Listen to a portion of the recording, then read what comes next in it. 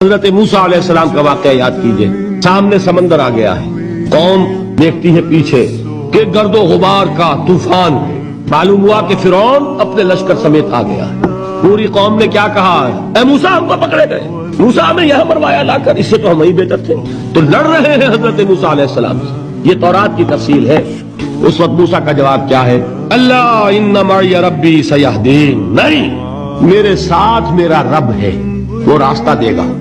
بتائیے کہاں راستہ نظر آ رہا ہے؟ یہ ہے ایمان بالغیب. راستہ نظر نہ آئے تب اللہ پر یقین ایمان ہے. جیب میں پیسے ہوں تب دل کو اطمینان ہے، تو ایمان کس پر ہوا؟ پیسے پر، اللہ پر نہیں. جب وسائل و ذرائع نہ ہو اور پھر یقین ہو اللہ مسبب الاسباب ہے، وہ اسباب کا پابند نہیں ہے، وہ اسباب کا محتاج نہیں ہے، اسباب اس کے محتاج ہیں. اگر یہ یقین ہے تو اللہ پر ایمان ہے، یہ نہیں ہے تو تمہارا ایمان اسباب پر ہے.